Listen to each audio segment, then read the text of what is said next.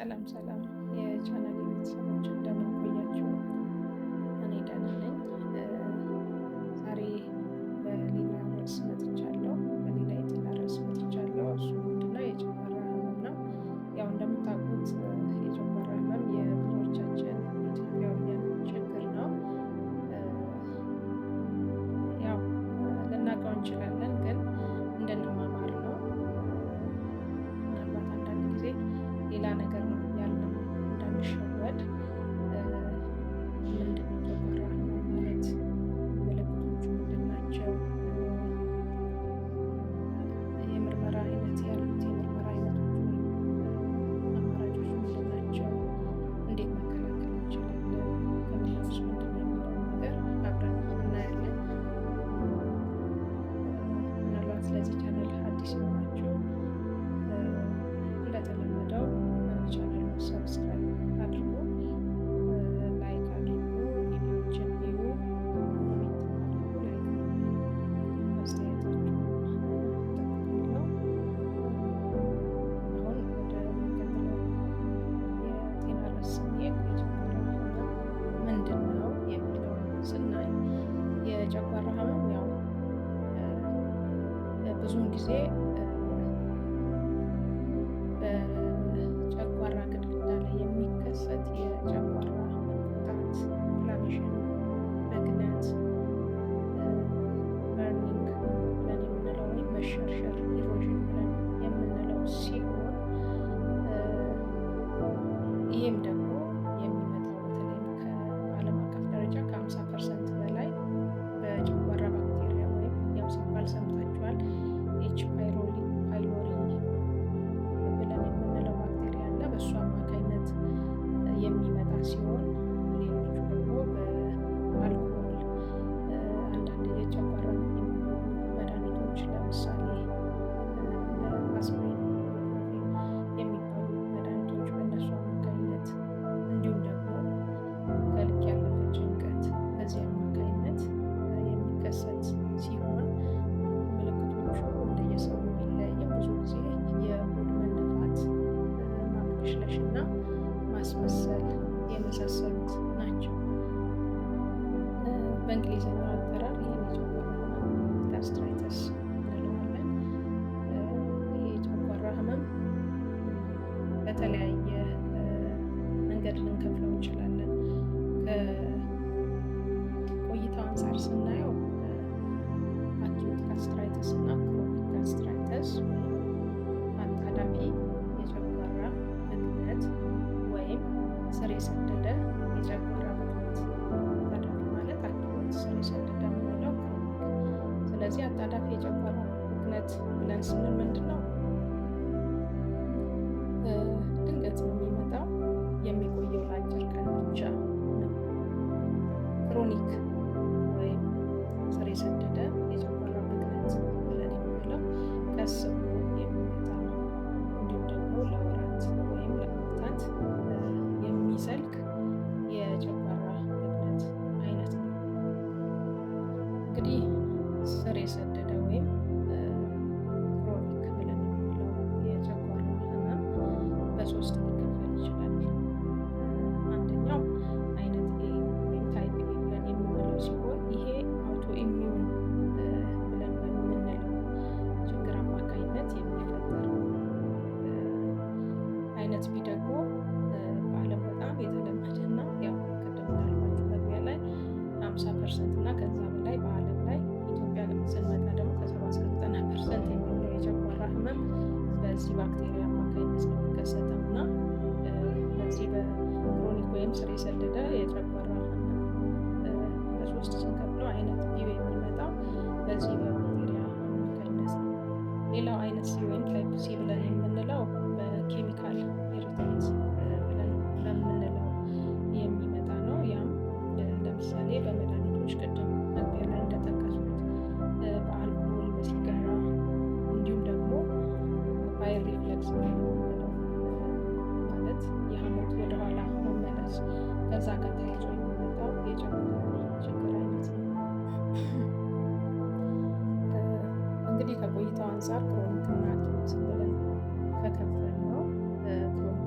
በ3 አይተነዋል። ይሄ ታይፕ ቢ እና ታይፕ ሲ ብለን ከፍለነዋል።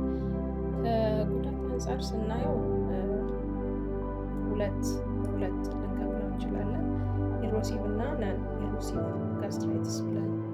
ያው ኢሮዥን ማለት መሸርሸር የምንለው የአማርኛ ትርጉም የሚወክል ሲሆን ከጉዳቱ አንጻር ስናየው ኢሮሲቭ ጋስትራይትስ ብለን የምንለው የጨጓራ ግድግዳ ሲሸረሸር ወይም ሲላጥ፣ ቁስለት ሲኖር፣ መድማት ሲኖር ይህን ኢሮሲቭ ጋስትራይትስ ብለን እንላለን።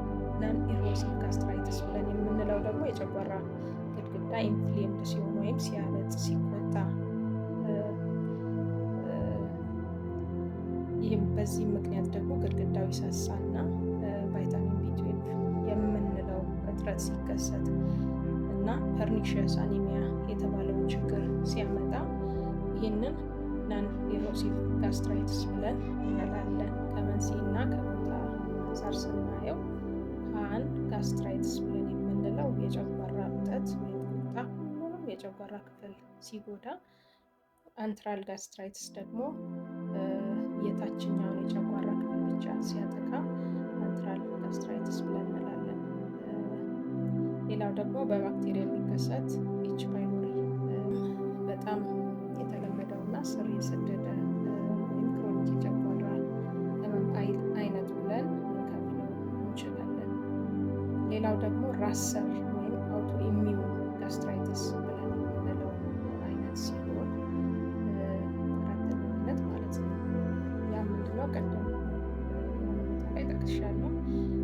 የሰውነት ራስን በራስ የሚከላከሉ ህዋሳት ጤናማ የጨጓራ ሴሎችን በሚያጠቁበት ጊዜ የሚከሰት የጋስትራይትስ አይነት ነው። እዚህ ጋር ምንድነው ጨጓራችን ውስጥ ባይ ሚስቴክ ልክ እንደዚህ አይነት ነገር የተከሰተ ይመስላቸውና ኢንቬድ ያደርጉታል። ጨጓራችን ላይ ያሉትን ሴሎች ከውጭ የመጡ ሌላ ወራሪ አካላት ናቸው በማለት የሚያገኟቸው ሴሎች ባይ ሚስቴክ ነው አታክ የሚያደርጉትና የሚያጠቁት ማለት ነው። ስለዚህ በዚህ አማካኝነት ሊከሰት ይችላል አውቶ ኢሚዩን ጋስትራይትስ ብለን የምንለው ማለት ነው። ሌላው እንግዲህ እነዚህን የጨጓራ ህመም አይነቶች ከቆይታቸው አንጻር አኪዩትና ክሮኒክ ወይም አታዳሚና ስር የሰደደ ብለን ስንከፍለው ከጉዳት አንጻር ደግሞ ኢሮሲቭ ጋስትራይተስ እና ኢሮሲቭ ጋስትራይተስ ብለን እንከፍላለን። ከመንስኤ እና ከቦታ አንጻር ስናየው ደግሞ ፓን ጋስትራይትስ፣ አንትራል ጋስትራይትስ እንዲሁም ደግሞ በባክቴሪያ የሚከሰት ጋስትራይትስ ወይም የጨጓራ ህመም፣ ሌላው ደግሞ ራሰር ወይም አውቶኢሚዩን ጋስትራይትስ ብለን እንከፋፍላቸዋለን። እንግዲህ የጨጓራ ህመም መንስኤዎችን ስናያቸው አንዱ ያው በተደጋጋሚ ከዓለም አቀፍ ደረጃ ከ50% በላይ በኢትዮጵያ ከ70-90% ይላል ጥናት እና ኤች ፓይሎሪ ኢንፌክሽን ብለን የምንለው ሄሊኮባክተር ብለን የምንለው ኢንፌክሽን ሲሆን ይህም የተለመደው የባክቴሪያ ኢንፌክሽን አይነት ነው። ሌላው ደግሞ የጨጓራ ህመም መንስኤ መድኃኒት ነው። ቅድም ለመነካካት ሞክረናል። በመደበኛነት አንድ ሰው ኢቡፕሮፌን ሊወስድ ይችላል። አስፕሪን ለተለያየ ችግር ሊታዘዝላቸው ይችላል እና እነዚህ ኤንኤስኤድስ የተባሉ ማለት ነው። እነዚህ መድኃኒቶች ጨጓራን እንዲቆጣ የማድረግ አቅም አላቸው። ሌላው አልኮል መጠጣትና ማጨስ ሌላው የጨጓራ መንስኤ ነው። ሌላው ደግሞ ጭንቀት በመጠኑ ልንጨነቅ እንችላለን። ከልክ ያለፈ ጭንቀት በሚኖርበት ጊዜ ያም በከባድ ህመም ሊሆን ይችላል። የቀዶ ጥገና ተደርጎልን ሊሆን ይችላል። እንዲሁም ደግሞ ክሮኒክ የሆነ የስትረስ ዲስኦርደር ወይም የጭንቀት ችግር ይሄንን የጨጓራ ህመም ሊያመጣ ይችላል። ሌላው ራሰር በሽታ ማለት ነው፣ አውቶ ኢሚዩን ዲስኦርደር ቅድም የጠቀስኩላቸው። ይህም የሰውነት በሽታ የመከላከል ስርዓት የራሱን ጤናማ ቲሹዎች የሚያጠቃበት አይነት ሁኔታ ነው። የውጭ እነዚህ አንቲጂኖች ወይም ከውጭ የመጡ ሌላ አታክ የሚያደርጉ ሴሎች ወይም ቲሾች ይመስሉትና ባይ ሚስቴክ የራሱ ሴሎች የሚያጠቃበት ሁኔታ ነው የራስ ሰር በሽታ ወይም ኦቶኢሚዩን ዲስኦርደር የምንለው። ሌሎች ጨረራ፣ ሌሎች ኢንፌክሽኖች ለምሳሌ ሌሎች ብለን የምንለው ጨረራ ወይም የጨረር ሕክምና ሴሎችን ሊጎዳ ይችላል። ኢንፌክሽን ደግሞ ከኤች ፓይሎሪ ውጭ የሚሆኑ አንዳንድ ኢንፌክሽኖች ሊኖሩ ይችላሉ።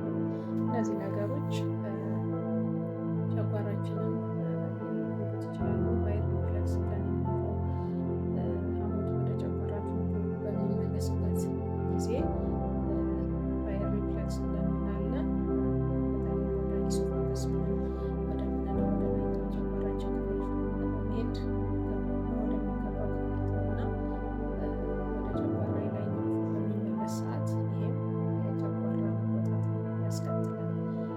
እንግዲህ ስለ መንስኤዎቹ ይህንን ብለን ካለን የምርመራ አማራጮች አሉት። ምንድን ናቸው? የጨጓራ ህመም የምርመራ አማራጮች አንዱ ለኤች ፓይሎሪ የምናደርገው የሰገራ ምርመራ አይነት ነው። ሌላው ደግሞ የደም ምርመራ የደም ማነስ ካለን ምክንያቱም ጨጓራ በሚሳሳበት እና በሚጎዳበት ጊዜ ቫይታሚን ቢ12 የሚባለው እጥረት ይከሰታል። የደም ማነስ ሊከሰት ይችላል እና ሌላው ደግሞ የኢንዶስኮፒ ምርመራ ብለን የምንለው በላይኛው አፋችን ወደ ጨጓራችን ቱቦ በመላክ ጨጓራችን ያለበትን ሁኔታ በካሜራ እገዛ እንድናይ የሚያስችል መሳሪያ ነው ኢንዶስኮፒ ብለን የምንለው። ሌላው ኤክስሬ ነው። እንግዲህ እዚህ ኤክስሬ በምንነሳበት ሰዓት ወይም አንድ ሰው ኤክስሬ በሚነሳበት ሰዓት የሚወስደው አጥርቶ እንዲያሳይ የሚወስደው ቀድሞ የሚወስደው መድኃኒት አለ። እሱ ከወሰደ በኋላ ጨጓራው ምን ደረጃ ነው ያለው የሚለውን ኤክስሬ አማካኝነት ማየት ይቻላል። ሌላው የትንፋሽ ምርመራ ነው። በትንፋሽ ምርመራ የካርቦን ዳይኦክሳይድ መጠን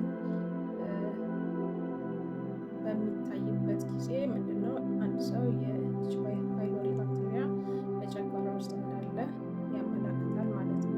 ስለዚህ እነዚህ የምርመራ አማራጮች አሉ ለጨጓራ።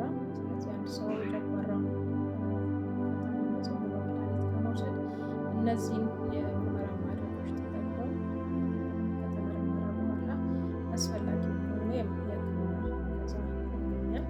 ወደ ምልክቶቹ ስንመጣ ያው ጠቃቅሰናል ቅድም የሚያቃጥል ወይም የሚወጋጋ የጨጓራ በርን ብለን የምንለው ወይም ብለንት አይነት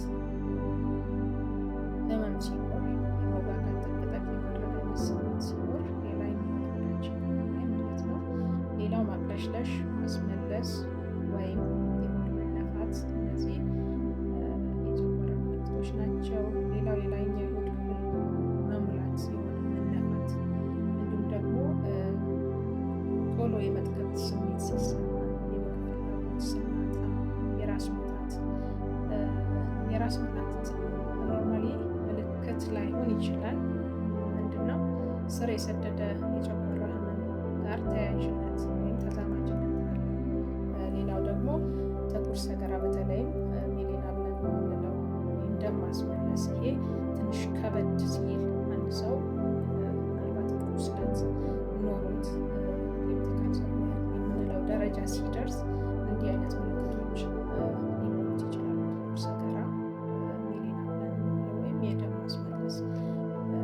ከዛ ባለፈ ግን የራስ ምታት እንዳልኳችሁ ምልክት ሳይሆን አንድ ሰው እንዳልኳችሁ የጨጓራ ህመም በሚኖርበት ሰዓት ራሱን ሊያመው ይችላል፣ ወይም ራስ ምታት በሚኖርበት ሰዓት የጨጓራ ህመም ሊኖር ይችላል።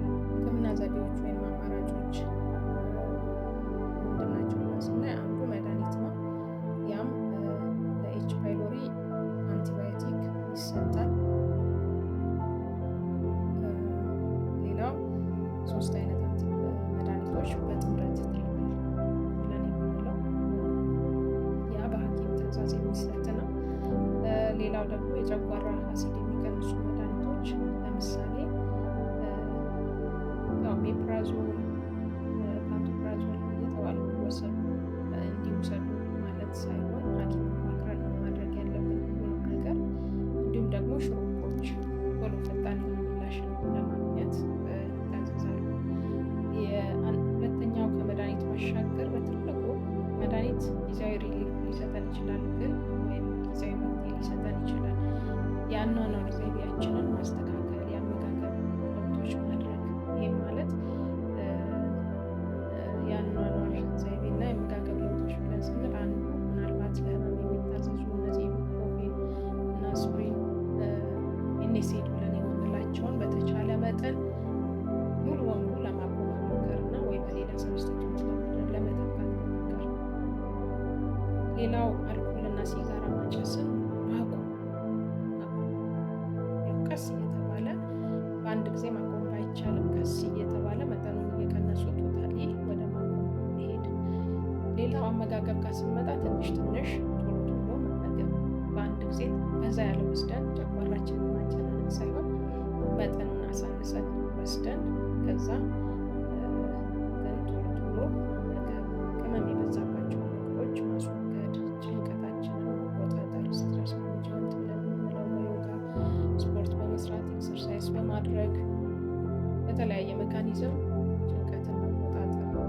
ሌላው ምግብ ነክ ለምሳሌ ፐርኒሺየስ አኒሚያ ደቨሎፕ አድርገን ከሆነ ወይም ኖሮብን ከሆነ እነዚህን ለመከላከል ተጨማሪ ምግብ ነክ ሰፕሊመንቶችን መውሰድ ይኖርብናል። ምናልባት የደም መፍሰስ፣ የቱቦ መዘጋት ካለ ቀዶ ጥገና ሊያስፈልግ ይችላል ማለት ነው። ስለዚህ እዚህ ጋር የተቀመጡት የህክምና ዘዴዎች አንድም እንደ ህክምና ነው፣ ሁለተኛ ደግሞ እንደ መከላከያ ጭምር ነው። ከዚህ በተጨማሪ በተቻለ መጠን ውሃ በደንብ ብንወስድ፣ ውሃ ለብዙ ነገር ጠቃሚ ነው። ውሃ በምንወስድበት ጊዜ ከሰውነታችን መርዛማ የሆኑ ነገሮችን ይዞልን ይሄዳል። ሌላው ደግሞ ጨጓራችን በሚሰማን ሰዓት ውሃ በደንብ ስንወስድ ውሃ የሆነ መድኃኒት ነው። ምናልባት የምግብ አለመፈጨት አይነት ስሜት ሲሰማን ለብ አድርገን አንድ ብርጭቆ ውሃ ብንወስድ ሪሊፍ ይሰጠናል ወይም ምቾት ይሰጠናል እና ውሃን ብንወስድ ጥሩ ነው። ይህ በተጨማሪ እንደ ምክርም ነገር ነው። ስለዚህ እነዚህን ነገሮች በማድረግ ጨጓራ ህመምን መከላከልም ማከምም እንችላለን ማለት ነው። በተጨማሪ ምንድነው እነዚህ ኤች ፓይሎሪ ባክቴሪያ ከንጽህና ጉድለት ጋር ተያይዞ የሚመጣ ችግር ነው። ስለዚህ አንድ ሰው በተቻለ መጠን ባይወራረስ በማንኪያ ቢሆን የሚወረስበት ምክንያቱም የጨጓራን አሲድ ቶለሬት አድርጎ ያለ ባክቴሪያ አፋችን ውስጥ ሊኖር ይችላል እና ማንኪያ ባንወራረስ፣ የእኛን ለሌላው ሰው ባንሰጥ፣ ባንጎራረስ። ምክንያቱም በስቱልም ፌኮራል ኮንታሚኔሽን ብለን የምንለው ንክኪም ስለሚኖር እጃችንን በሳሙና ውሃ በደንብ መታጠብ፣ ጥፍራችንን ማጽዳት፣ እነዚህን የመሳሰሉትን ነገሮች ብናደርግ ጥሩ ነው። ከዛ ባለፈ ያው መድኃኒቶችን እንደተባለው ሐኪም ሳያዝ ምንም አይነት መድኃኒት አለመውሰድ፣ በተቻለ መጠን የጨጓራን ችግር የሚፈጥሩ አይነት መድኃኒቶችን በተቻለ መጠን ላለመውሰድ ጥረት ማድረግ ይኖርብናል። ቅባት የበዛባቸው፣ ቅመማ ቅመም የበዛባቸውን ነገሮች ማስወገድ። እነዚህ እንግዲህ ያሉት የመከላከያ አማራጮች ናቸው። ስለሰማ